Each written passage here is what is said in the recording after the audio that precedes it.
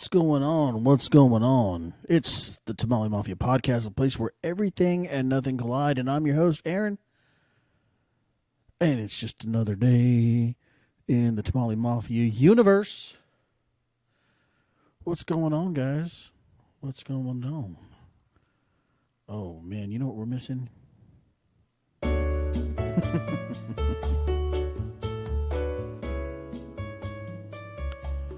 All right. Keep that going.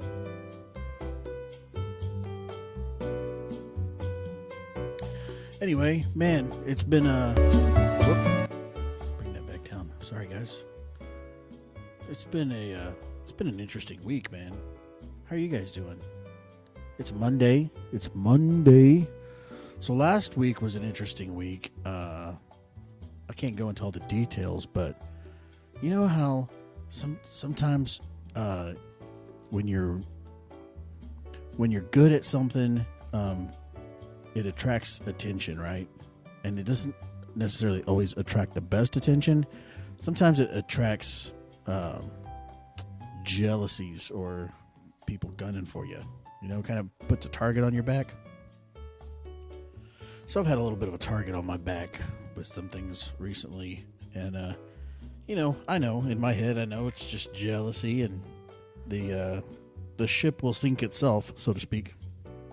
But it's still kind of frustrating to deal with, and you know, I'd just rather not. But can you guys hear that? I'm trying to adjust my microphone. So anyway, yeah, you know, it's just one of those things. It's like I'd rather not have to deal with this, but you know, it's fine. It's fine. It's been an interesting week. So I've kind of struggled, guys. Like, what am I going to talk about this time? There's an unlimited amount of things to talk about, stories to tell, things to say, but I don't know, dude. I'm just not feeling my usual chipper self, I guess. Feeling kind of in my feels, you know? You ever get down in your feels? I was hoping this music would pull me out of it, kind of give me some energy, but I don't feel very energetic, I guess. I don't know. This music is weird.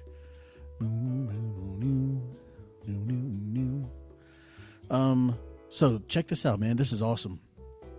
We are officially, hang on.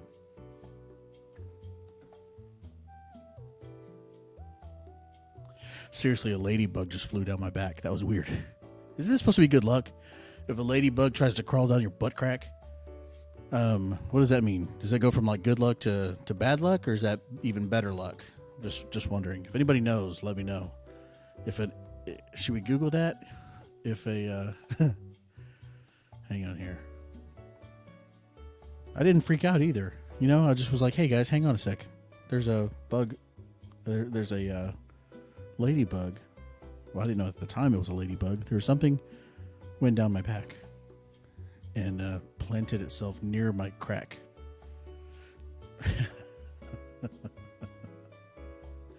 Okay, let's see. If a ladybug crawls down your butt crack. Google. Yeah, don't search that. The results had nothing to do with ladybugs. Okay, Google, you're fired. Wow, that was intense. Anyway, okay, where were we? Oh yeah, I was about to say that the real exciting thing was that the podcast is now on Spotify. So that's kind of a big deal because Spotify is like the number one listening platform in the world, right? That's where everybody goes to listen to their jargons, their musics, their stuffs, their propagandas is Spotify. So we're on Spotify. That's groovy, groove-tastic. Pretty excited about that. Hopefully that'll generate some more listenability, which so far it has not. So far, it's I think, let me see here. How many people have listened on Spotify so far? 3. Oh, Okay, it's better than I thought. All right. 3 people. That's great. Okay, that's exciting. People starting to know we're there. More than just me. All right. So, another thing that I was kind of excited about and really, I don't even know, man. I don't know what. I don't know how to feel about this because my analytics program gives me a world map and it tells me where people are listening from. So we are an international show. Just want you guys to know that we've got listeners in the United States, of course, Mexico, Canada, and this one popped up today, and I was like, I don't know how I feel about this. The Islamic Republic of Iran. Um, so I don't know who or how, and they're listening in Tehran. Um, so not sure how that happened, but all I can say is I hope you hang around. I hope I keep you here. But if you're easily offended, bro or sis, I can't make any promises because you know I might say some things that you don't agree with. That's all I'm gonna say. But hopefully you stick around and hang out for that because you know maybe it'll stretch us both. But yeah, so an international show. We got an international show, and we're on Spotify. So you know it's groovy. It's groovy.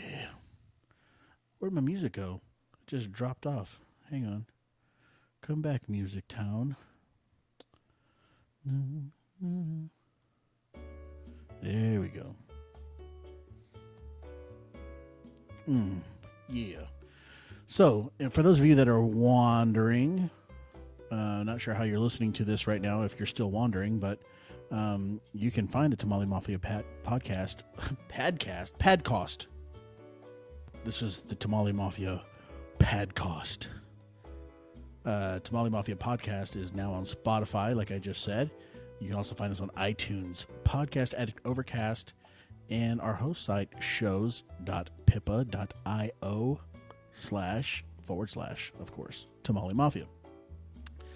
For more information about the Tamale Mafia podcast, there I go again. Let's try that again. For more information about the Tamale Mafia podcast, find us on Facebook at facebook.com/Tamale Mafia. So here's the thing, man. Here's what I've been struggling with, okay? This music's got to go because it doesn't match my mood. Here's what I've been struggling with lately. There's things I want to talk about, and in the beginning, I launched this podcast early on because there was things that I wanted to talk about my life, and stories that I wanted to tell, and things that I've been through. Because I think, we go through things so that we can influence or inspire other people who are going through similar things. So, basically, I've been living my life by this idea that we live a story to tell a story. So you live through something so that you can tell what you've lived through, things that you've experienced, so that you can help other people, and hopefully you can inspire people to not give up or to go for their goals or to achieve the things that they're working towards, or just to let them know, hey, you're not alone. Life sucked for me too, or whatever, But I've had some. I think over the years I've had resistance to that when I've tried to do that, and it makes things. It just kind of makes it uncomfortable. There's like voices in my head that say, when I say like, hey, or when I think to myself, I really want to talk about this, or I want to write about this experience.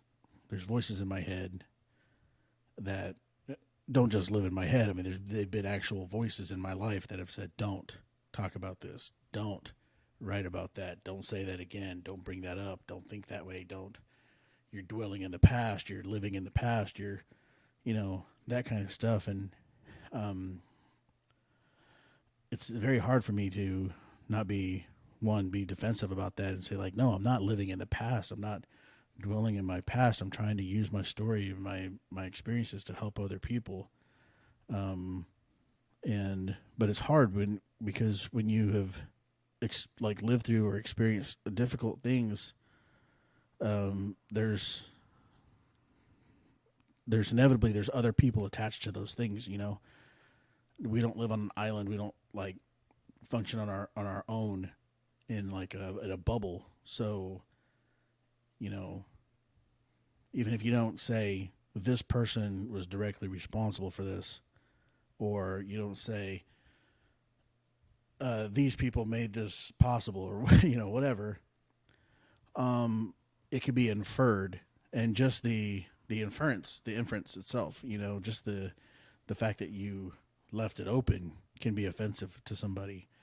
And so it's kind of hard for me because there's so many things that I want to talk about. That's why I was like, I started this podcast in the beginning, and this week I've been thinking about the podcast, and I've been thinking, like, what is the point of the podcast? And I initially was like, I wanted it to be where everything and nothing collide, because I wanted to be able to talk about things that really mattered, and I also wanted I wanted to be able to talk about things that don't matter at all. I wanted to have just pure nonsense of rambling and random thoughts and just being silly and telling funny stories. And then I also wanted to be able to like really break it down and talk about more difficult things. But I've struggled with that side of it, and I don't know. I think I got into probably some difficult things last year when I was doing the podcast and trying to push myself. And I'm trying to push myself even harder because every time I think about what I want to do with my life, I don't want to just entertain. I like to entertain people. I like to make people laugh, but I don't want to just be about that. I want to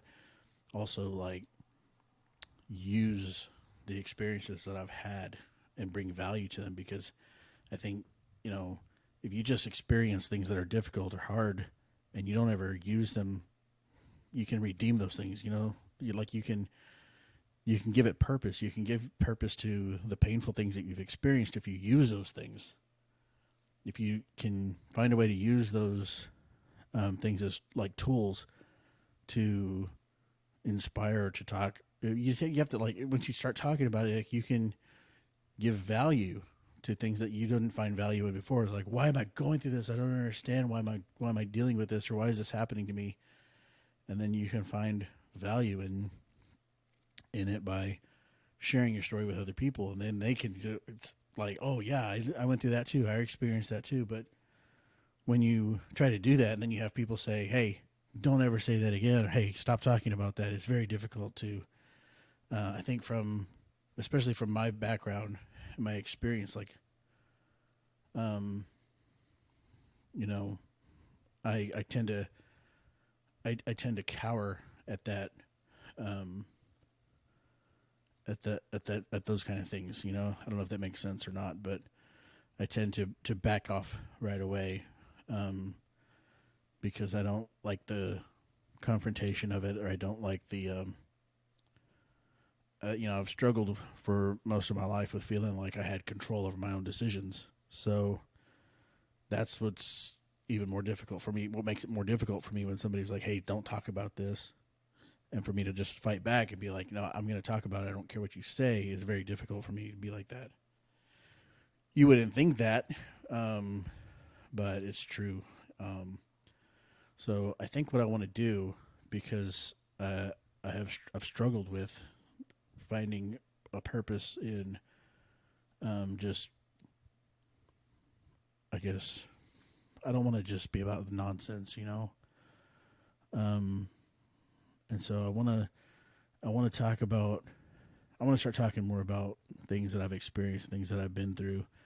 And look, I don't know how many people are really listening to this anyway. If I have like 20 or 30 or 40 or 50 downloads of an episode, I don't know who those downloads are. I don't know who's listening to this. So I think, probably or I'd like to think that the people that are closest to me have given me a shot to to listen to this. I could be totally wrong. Maybe the people that are I would think are close to me have not listened to this at all. And maybe for this reason. So, I don't know.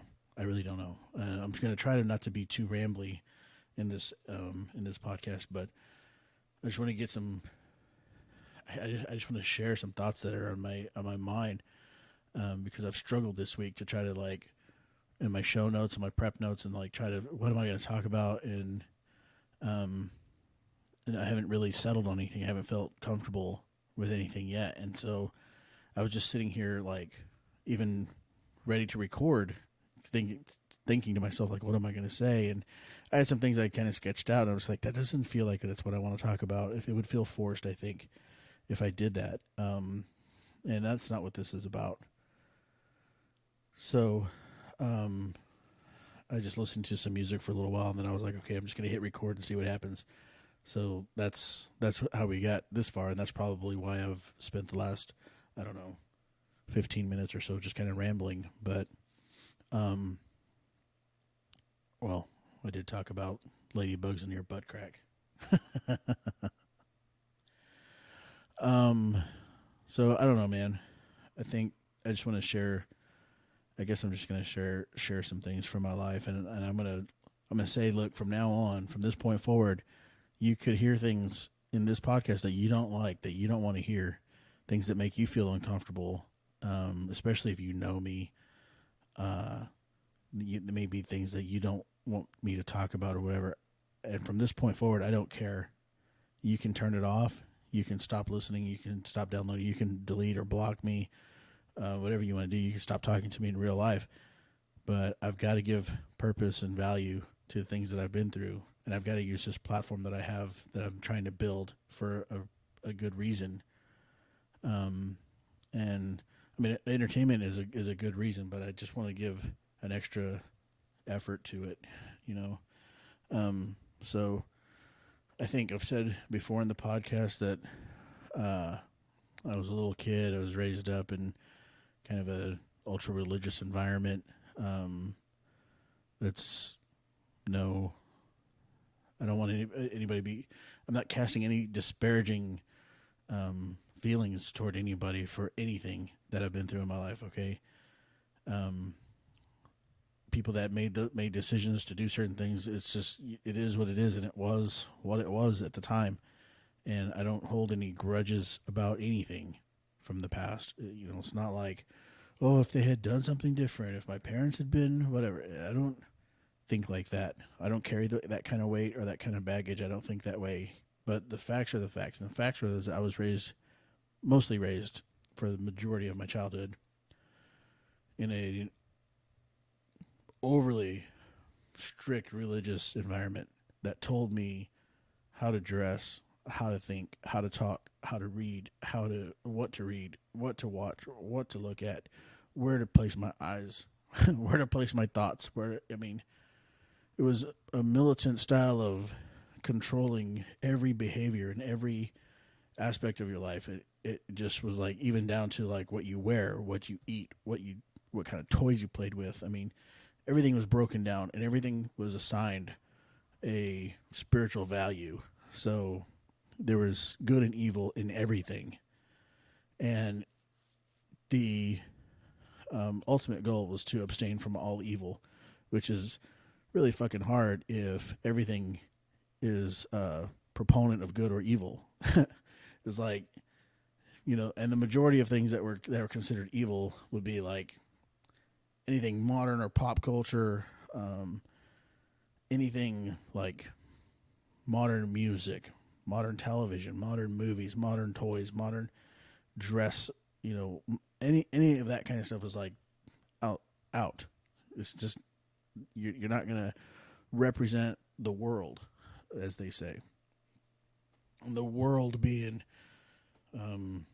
sinners lost and destined for hell. So that's the kind of environment I was raised in, and that, of course, influenced my parents. they were under the same kind of strict control that I was under. So, they were forced to basically, abide by these rules as well, or else. And that was kind of the whole thing: do this or else. And the or else was always like, God's going to punish you. You're going to lose a child. Your family would die in a train wreck, or always some kind of fire and brimstone pounding of fear, like, do this or else, do this or else, and so that's what I was raised in. But kind of even beyond that, it was like I was also given the I guess this dream or this idea from the time that I was a little bitty kid that I want to be the pastor of the church. I wanted to help people, and so I grew up that way. It's like that's all I wanted to do. That's the only thing I wanted to do with my life. And that's what I tried to do. That's what I studied to do, and I started working towards being a preacher and a pastor from the time I was a little bitty kid. And my dad built me this little wooden podium that I would travel around with, and I would go and I would preach to different churches and speak to different Sunday school classes and stuff. But I was like 6 or 7 years old when I started doing that. And I idolized that position, and I idolized that role in life. And I was like, this is really like all you can do. To me, it was like, if you became the pastor of a church, you were bigger than the president of the United States. I mean, it was a more important job, and it was more prestigious. It was like, that's all I wanted to do. I lived my life for that. And I worked towards that. And, I think along the way, there was people that got involved and took advantage of that desire, that took advantage of that passion that I had. And, in different ways. I think there were times where people would use my talents or my charisma to their advantage, or, their to, see how they could benefit from it, and used me up. And then when I was kind of worn out, they would kick me to the side and move on to the next talented person. There was those kind of things. But, from an early age, I was taught, like, I think the religious environment kind of pounded into me, like, that I was not in control of my own decisions. I mean, I was, but, I was like, choose good or evil, choose good or evil. This is good, this is evil, this is good, this is evil, choose good or evil. Those are the kind of choices that I could make. And of course, you just always want to choose good. You do your best to do that, or else, kind of a thing. So, but, ultimately it was like, could I wear my hair the way I wanted to? No. Could I wear the clothes that I wanted to wear? No. Could I play with the toys that I wanted to play with? No. Could I watch the things on TV that I wanted to watch? No. And not necessarily all of those things are bad. I mean, I'm not saying that you just like open the floodgates and have no compass of what is right and wrong, but the just the pounding of this is how it is, and this is what you do, and this is how you act. It taught me that I'm not in control of my own decisions. And I think I knew that or I believe that from an early age. And there was, some time from, I don't know, I was a little kid. I don't know. I don't want to say too much, but there was a person of importance in my life that was a man, and he was a family friend and important figure to me. And I think he took advantage of that. That I wasn't about my own decisions. I think there was a leverage there, and he decided for me that he was gonna do things that I wasn't comfortable with. Well, at the time, I guess I was comfortable with him. Oh, man.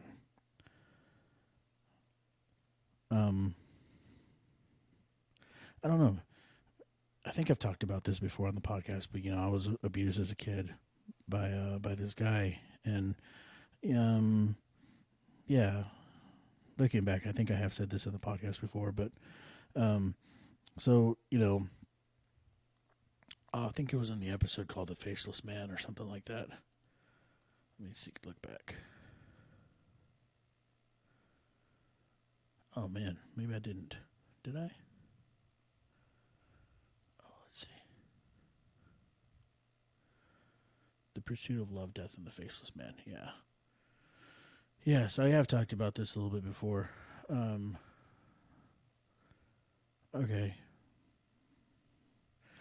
Well, anyway, to kind of, because, that was a year ago, but to kind of, I guess, pick up where I left off there was, I was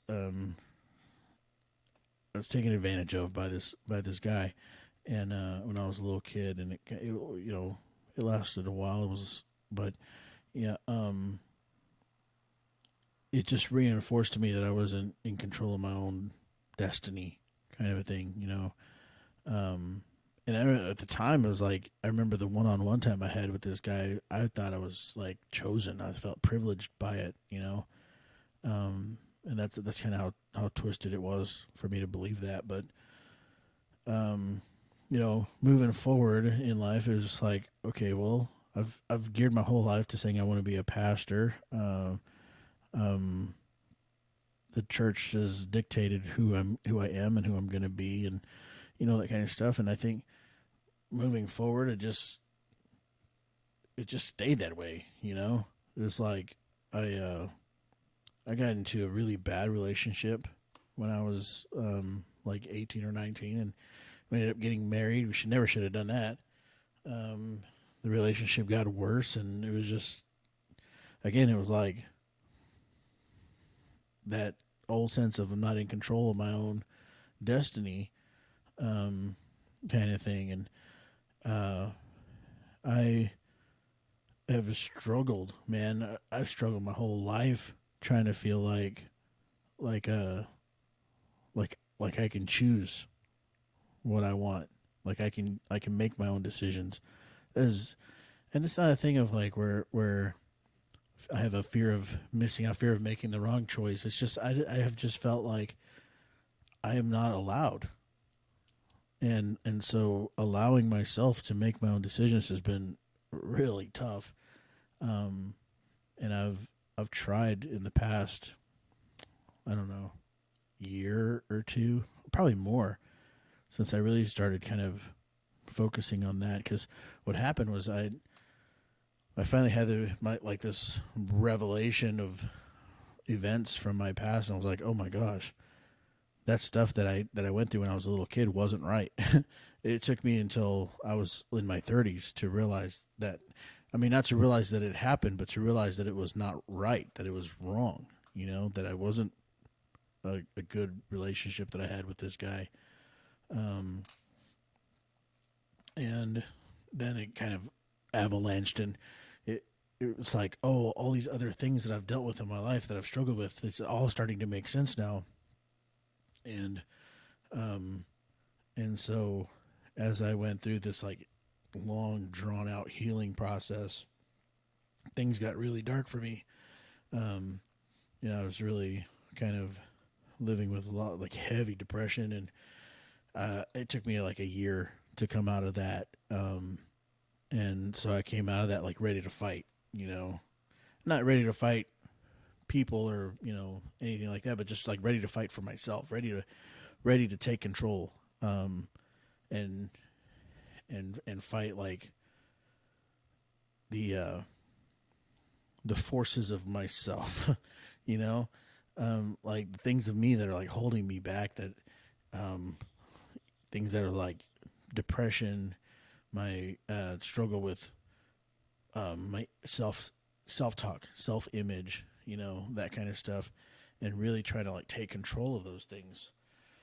And man, I've been doing good, I put a lot of work in, and and everything was. I thought everything was going pretty damn good until until about 2 weeks ago, and then all the what I felt was like progress, it just all got flipped on its head, and and so I'll tell you what happened, and and I think I don't know. I want to say this that like the progress got flipped on its head, but because that's kind of how it feels. But I think it's just the next level.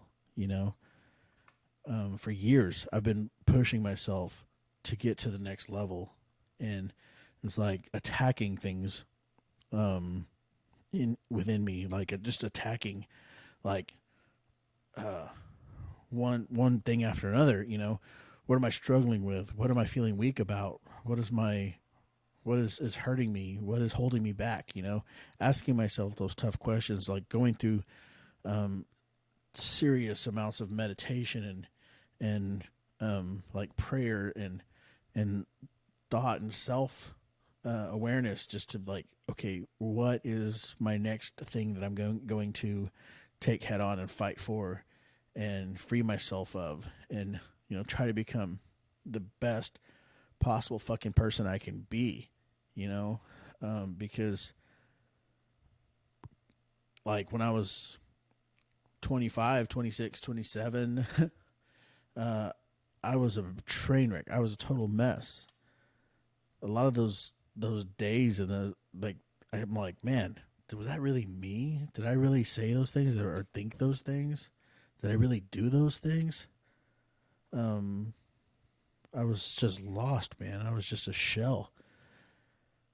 And I still feel like that sometimes. But when I look back, I'm like, I see how far I've come. I'm like, man, I can't even recognize the person that I was to who I am now. And so I just, gosh, man, I think that sometimes when you really dig deep, it feels like you're taking steps backwards, but you're not. You're taking steps. You gotta. It's like that old thing about the curve. The learning curve. It was like if you're like a basketball player, and you're just phenomenal on the floor, from everywhere except the 3-point line, and your coach comes to you and is like, "Hey, man, you're good at what you do, but if you want to be better, if you want to go to the next level, if you want to be considered a top player, you got to get better from beyond the 3-point range." And so you take his advice and you start working on those shots. You start working on that form. You start working on the extra strength that you need, and your accuracy, and you start working out from beyond the 3-point line. And before you did that, your shooting percentage was like, say 75% or something, 80% or something phenomenal. But now that you've stepped beyond the 3-point line, you're trying to work on your 3-point game. Your shooting percentage has dropped to like 20%. And if you just look at the numbers, you're awful. You suck, dude. You are not a phenomenal basketball player. What happened to you? And so you look at your numbers and you go, man, I was way up here. I was doing so good. And then now that I've taken on this new challenge, I don't know what I'm doing. I'm not any good at it. I kind of suck at it. And my numbers have fallen way off. And I'm way down, way worse than who I was before, than what I was considered before. And that's where a lot of people quit. A lot of people at that point, they're like, no, fuck this. I'm going back to what I'm good at, because I screwed myself up. I made things harder. I made things worse, whatever. And you give up and you go back to shooting that 3-point shot. I mean, before you started taking on that 3-point shot, you go back You're like, I don't need the 3-point shot because it's just fucking everything up. Well, that's where a lot of people quit. But the great players, the players who make it into the NBA, the players who get called up to the All-Star games, the players who get into the Hall of Fame, those players are the ones that stuck with it, that stayed behind the 3-point line and shot and shot and shot. And they got there early to practice and shot. And they got there, stayed way after practice and shot. They showed up on the weekends and shot. And they kept shooting and they kept shooting and they kept shooting and they kept taking those shots during the game. And during the game, their stats sucked, but they kept taking those shots and they kept taking those shots and they kept taking those shots. And next thing you know, those shots start going in. And you got a sweet spot and your shot's going in. And then your coach pushes you a little further. Well, don't just hit from the sweet spot, hit from the corner. And you go to the corner and your shot sucks, but then your shot starts going in. That's the curve, right? And what happens is, after all the hard work and you get the technique and you get the skills and you put them into practice and you start getting better at what you're doing, those numbers fly back up. And now look at your percentage. Your shooting percentage will probably match what it used to be, but your total number of points scored per game is going to be way higher because you're making 3-point shots now. You're adding those extra numbers to your skill set. So per game, you're a better player now than you were a year ago or 2 years ago, just by the stats, right? That's the curve. So a lot of times, even in when you're like trying to make yourself a better person, you're trying to be better at being a human.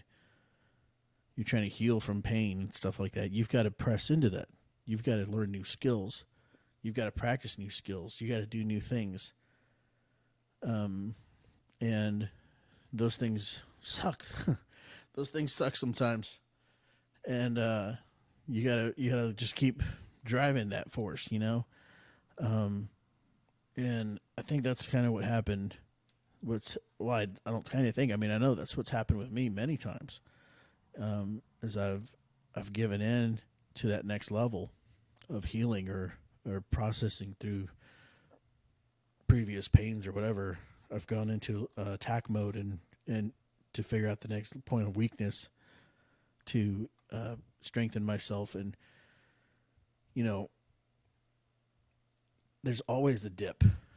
It always happens. But sometimes it feels too scary or it's too much. I pull back like, ugh, well, I don't like that at all, you know? And then it comes up again and you keep pushing forward and keep pushing forward. Some things take longer than others.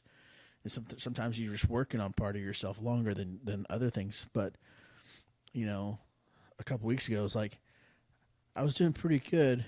And I was like having a conversation with myself that was like a conversation with somebody else. It was their face and their voice in my head, and we were talking to each other. I don't know how that works. I don't know if that's interdimensional or some kind of alien technology or something, but it was like I got prompted in my own head, like, if I was hanging out with so-and-so, this is probably what they would ask me, and then I would say, yeah, I'm doing pretty good.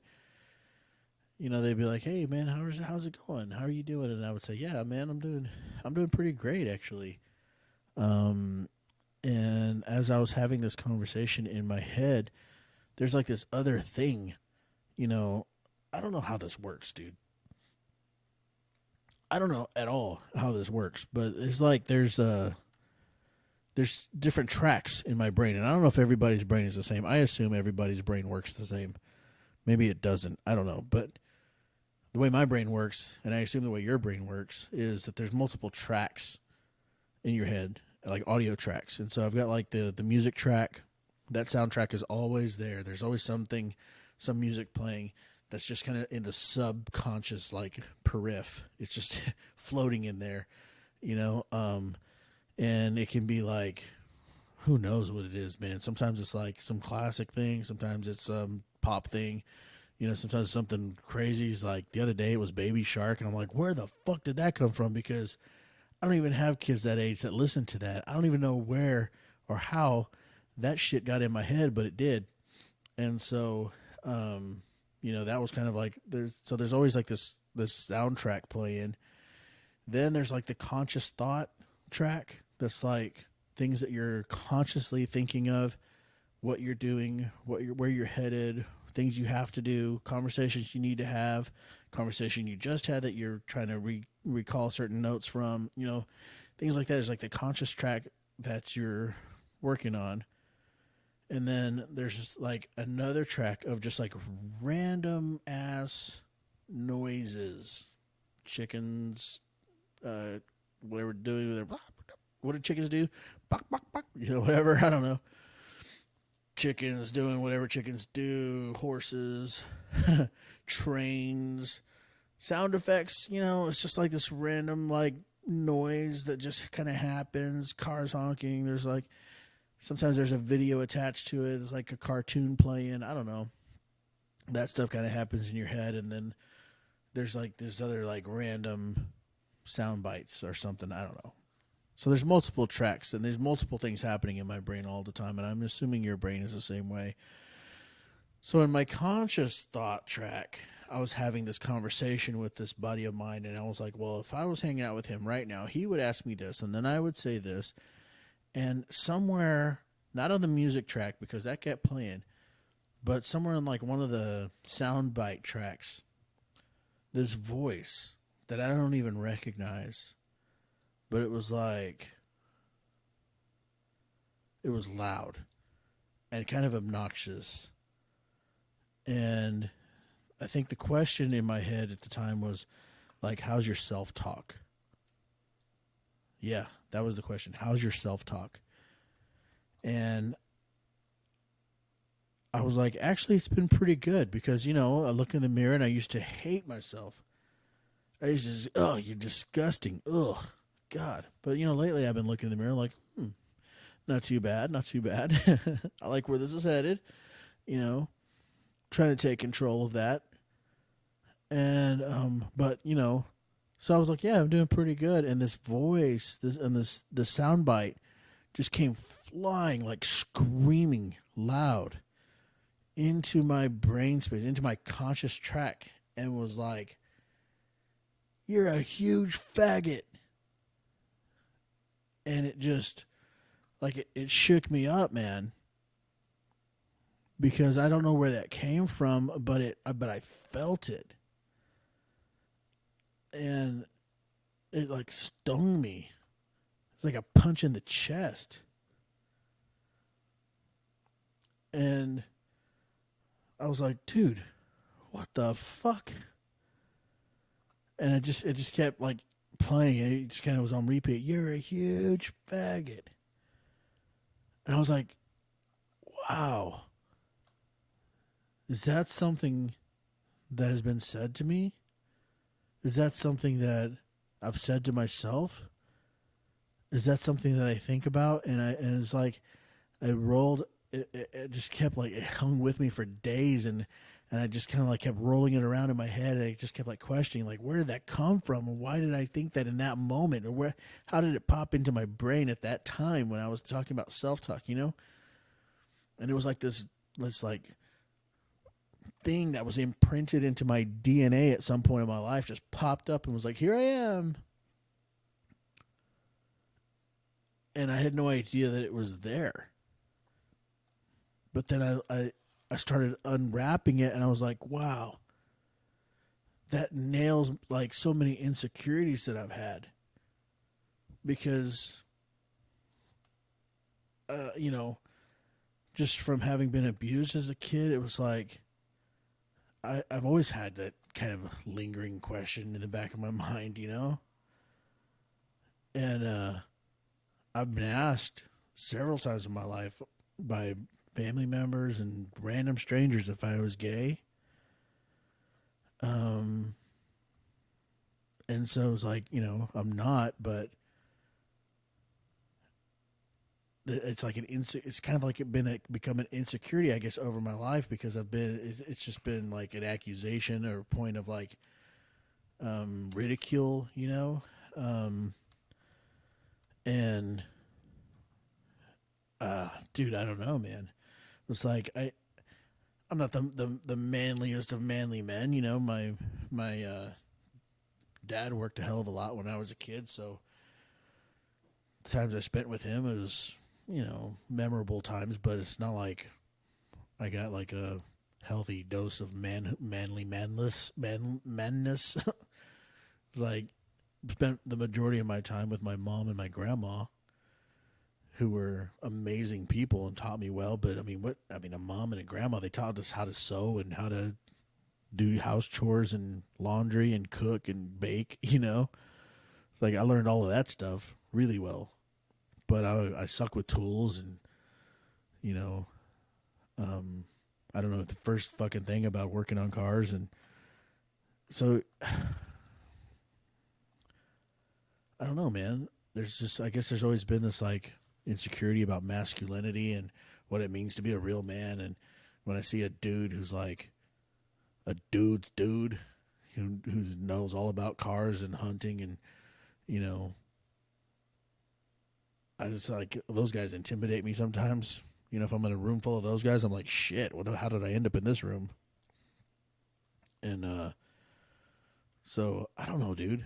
I don't know if I'm really what I'm rambling about at this point, but oh yeah. So I had this like deep track, this deep hidden track in my psyche that popped out, and was like, wow, those are some insecurities, like just being a masculine man, trying to learn how to be that, trying to really like learn how to be the toughest, manliest man I can, because I've got a son who's 12, and I don't want him to have the same deficiencies that I grew up with of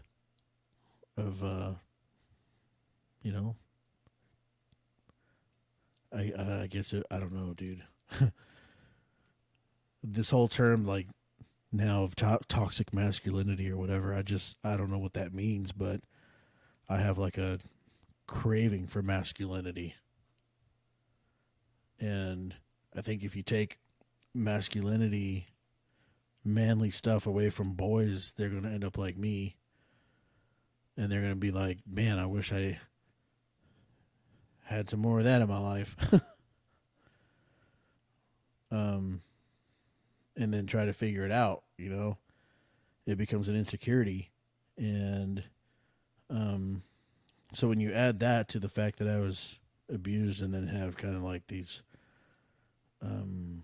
weird triggers of emotion or feelings or whatever, and then oh damn, dude, I don't know. It's just weird that it popped up like that, and then to have then the other stuff was like, you're a huge faggot. It's like, yeah, man, I struggle with like my weight and stuff. Is something I'm fighting every day, and I'm trying to get better and eat better, and I was like going to work out and stuff, and it's been for years up and down. I'm not ever really proud of what I see in the mirror, but I'm working on it, and I'm trying to get better about it, and trying to find things to be proud of in myself. And so, gosh, dude, those two words, it's like it popped up and it just hit me so hard. But I don't know, dude. I just want to battle on, I was like, okay, that's it. That's the next level right there. That's the next thing to attack, man. It's like my self talk has a deep track that I didn't realize was there, and I got to dig a lot deeper and work a lot harder on praising myself and who I am and the man I am, and being proud of the man that I am and that I'm becoming, and being proud of myself for the things that I've learned and taught myself about what it means to be a man. And that's, yeah, I could say that I wish I had, had a different circumstance where I didn't have to teach myself, but this is the life I was given, and I can't fucking wallow in it. Just gotta jump up and keep moving. So I don't know, man. I feel weird about this whole. I don't know, this whole podcast is what I wanted to do or not. I feel like I've been rambling quite a bit. I don't know that it was the right choice. I'm sorry if I said a lot of the same things over and again. But I just, man, I really just wanted to like hit the record button and just start talking and see what happened, because I feel like there's a message that needs to get out. And sometimes if I program too much, then that message will get lost. And I don't want to do that, man. I want this podcast to be raw and real, and I want it to be uncomfortable. I want people to listen to it and be like, "What the fuck is he talking about?" And then kind of like, "Oh, okay, wow, how did we get here? Man, this dude's weird." I'm down with that, but I'm, you know, I'm sorry if the entertainment value on this one was not there, and maybe I've just droned on for the last hour, and it was a beating to listen to. And I mean, if you're still listening to this, that's amazing. Thank you for hanging with me. But I just want to add value to my life, to the things that I've experienced, and I want to redeem those things for good, for a good cause, And if that cause is you and your story and what you're going through, then I'll feel like I've accomplished something. Even if I don't know that it affected you that way, because this is a one-way conversation. I mean, unless you go out of your way to try to find me and tell me that I made a difference, then I'm really not going to know. So,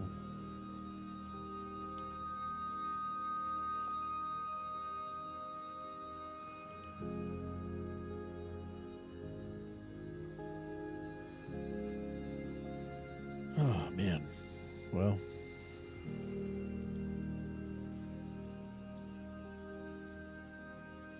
yeah, I'm super grateful for,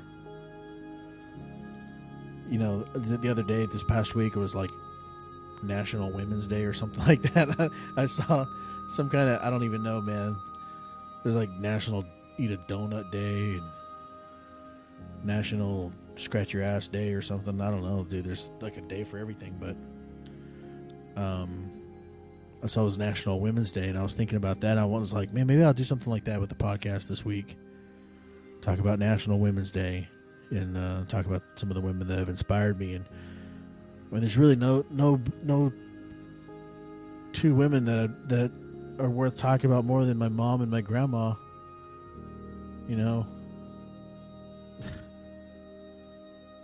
They did like literally did everything in their power to make me the best man that I could be. And I mean, there's only so much that a mom and a grandma can do, but they did it. And I could not ask for better people. I could not ask for a better mom. I could not ask for a better granny. They were, well, I mean, my granny passed away several years ago now, and man, I miss her every day. She was something else. She was like, every person she met, man, she just took care of. She was,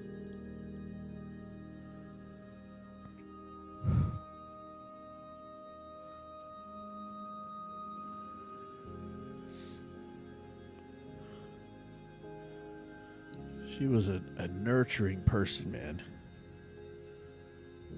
she would take care of you. To the best of her ability, she would go out of her way. And she didn't have much to give, but she would still give.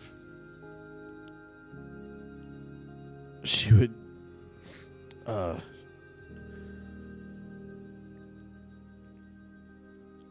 try to, like, buy us when we were kids. She would buy us pizza or whatever, and man, one of my favorite things was when I was a little kid, and I told you, like, we were controlled on everything. Like, you can't watch this, you can't do that, you can't. But we would go to her house, and she had cable TV, and she was a big fan of Beavis and Butthead. She called them those little guys, and she would say, "Let's watch those little guys. Those little guys are so funny."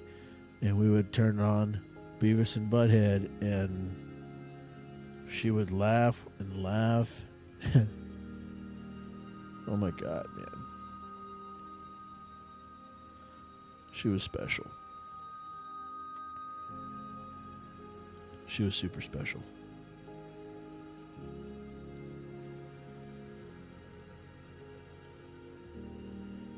And my mom is just a little miniature version of who she was, who my granny was. My granny had a kind of like heart that you can't duplicate. I mean, my mom, she's a little more like her dad, who was just a badass gangster. And my mom was a little more gangster in her. But man, she would do anything for us, and she did do anything for us. And so there's really, for me, National Women's Day, there's really no two greater women to celebrate than those two. So, oh, man, I don't know, dude. All right, well, I got all in my feels for this one, so I don't know what to tell you guys, but I guess we're about done, because I don't know what else to say, man. I feel like I've rambled and got some things on the table and maybe left some things off the table. I don't know, but I'll tell you, man, we're gonna come back. Not every episode is gonna be in my feels. I promise you that. Not every episode is gonna be heavy, but I do want to kind of set the tone a little bit and give myself a space to say some of the things that I think that I feel like I want to say or need to say, and so if you hung out through it, you're awesome, you're amazing, and I appreciate it. But if I lost you, please come back. Thursday's episode, I promise you, is going to be entertaining. I'm already putting together things that I want to talk about. There's a lot to talk about that's in the news right now, and that's kind of what I'm going to do on Thursdays, is go through news stories. Part of Thursdays is going to be spent on news, but there's a lot of stuff happening in the news that I'm just excited about. I mean, just this past week I said, "Where's Jussie?" And now we know. We found out where Jussie is. So there's a lot to talk about, and I promise you guys that I'll bring the entertainment value back up. And then we'll just have to go from there. So, all right, I've said it all. I've said plenty. Let me give you this. The moral of the story for today is, if you're in the curve, don't give up. Don't back out. Don't back down. You keep shooting those motherfucking three-pointer shots until you get through the curve. All right, peace out.